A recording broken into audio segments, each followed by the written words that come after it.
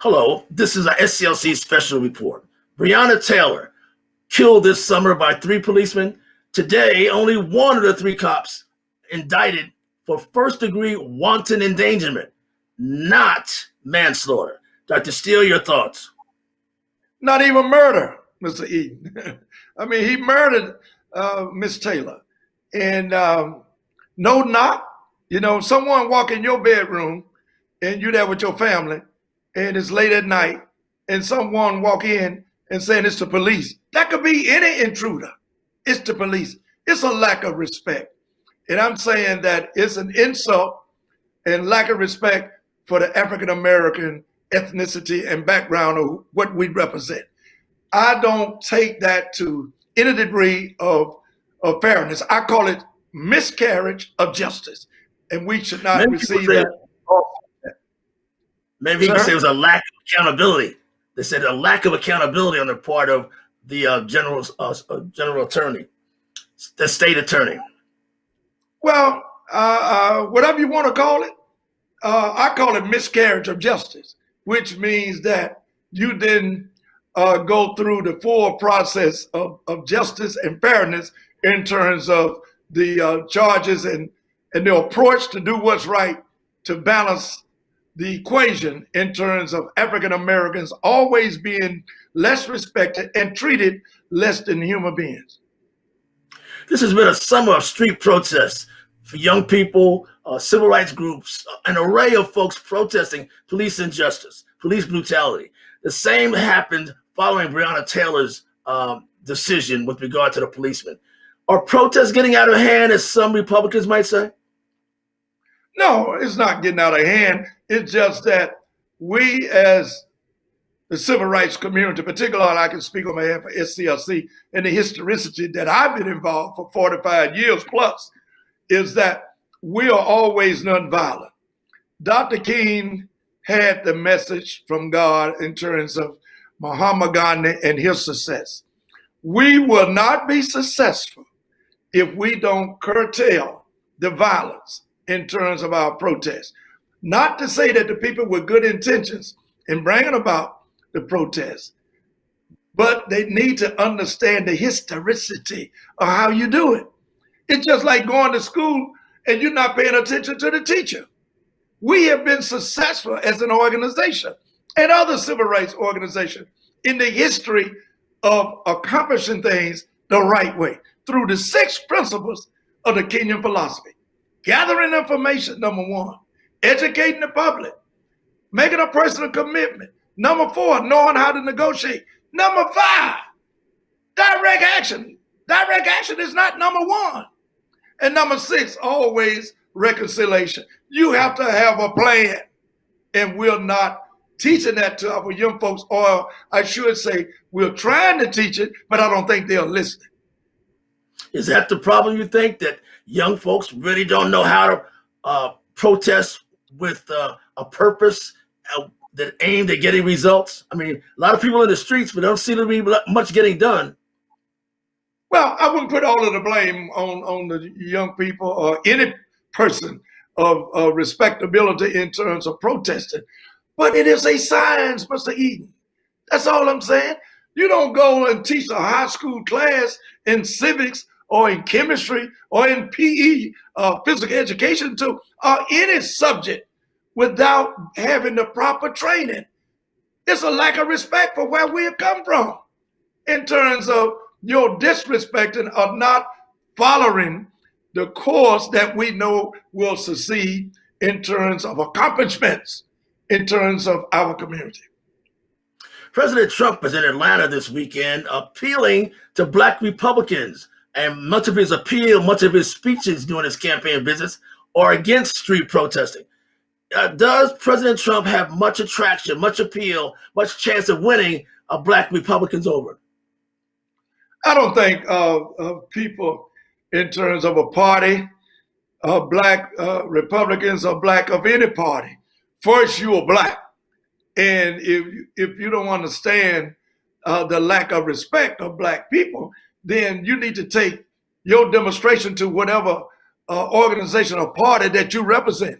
And if they are not adhering to the fact that they are not sensitive to the needs and just looking at the power and not the principles of what should be stood for in terms of folks who've been disenfranchised, then you need to question who you are and who you represent in terms of being a part of any particular party or organization. You are first or African American or person of color. And if anyone within the holistic approach of being African American or the ethnicity of people of color, then you need to question who you are. You know, really, to be honest with you, it's a state of mind. And your mind should be set upon the Christianity aspect of what we do, because that's why we say this country was founded upon Christianity. Dr. Steele, President Trump and some of his supporters will say he's done more for Black folks than any other president. And how would you answer that? Well, I would disagree. First of all, talk is cheap. We need to realize that we've gone back 50 plus years since Dr. King was assassinated in 1968. We continue to progress up into the early 70s. After that, we started regressing. We started going backwards, put the car in rear gear. We must understand that talk is cheap. And I can't believe anything that the current administration says to any degree. We need to know the action and start dividing folks.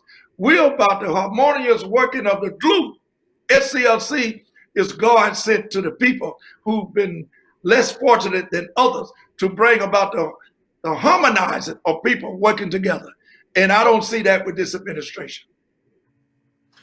Again, you're saying Breonna Taylor, a miscarriage of justice. This really bothers you, does it not?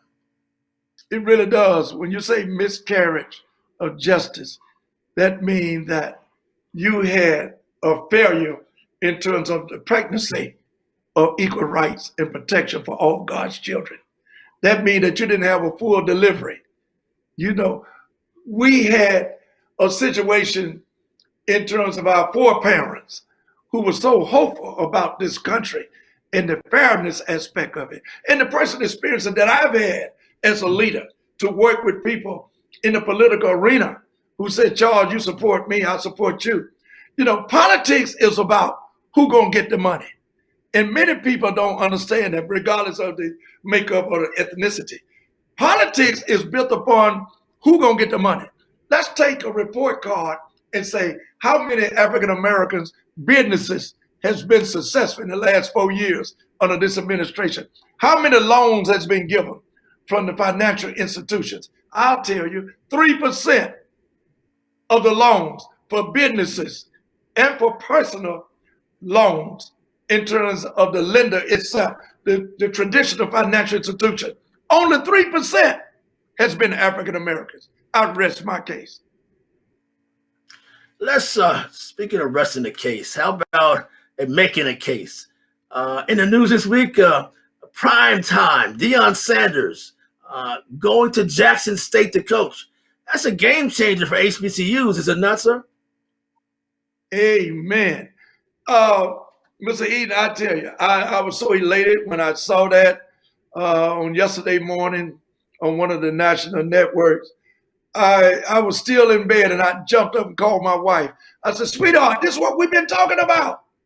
And we overdue for this type of participation with someone like Primetime, Deion Sanders, who I have admired for many of years. One of the few who could play professionally, NFL and with the Major League Baseball franchise. This young man has not just become a head coach at Jackson State University.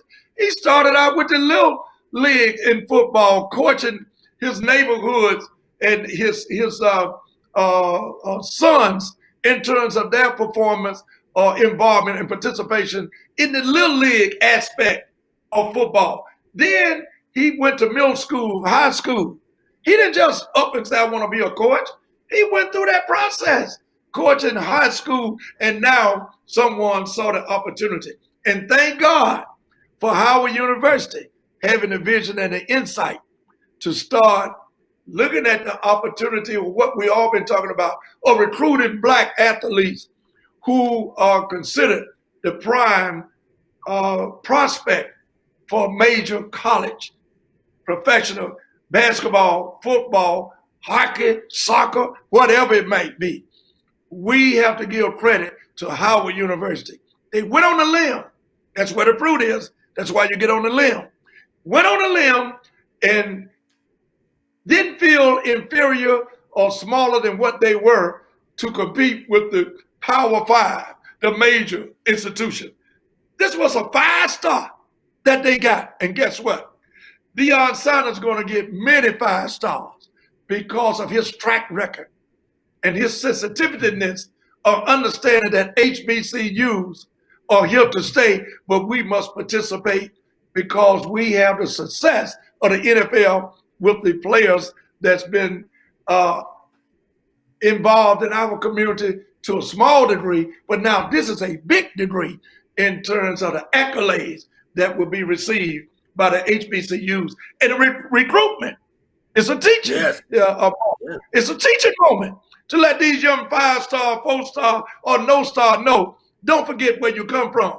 It was the HBCUs that made the NFL, the National Football League. Thank God for Howard University recruitment of a 5-star athlete, and to our friend, Deion Sanders. He's going to do great at Jackson State. Ladies and gentlemen, this has been SCLC TV. We want to give you a programming note. Monday at 1 o'clock, SCLC starts SCLC Votes, a program live on our Facebook page and YouTube, talking about the need to vote in this election. Dr. Steele, that's an effort being led by your wife. We look forward to you joining us like you do with us on SCLC TV. We'll see you next week. Thank you. Thank you, Mr. Eden. Yes.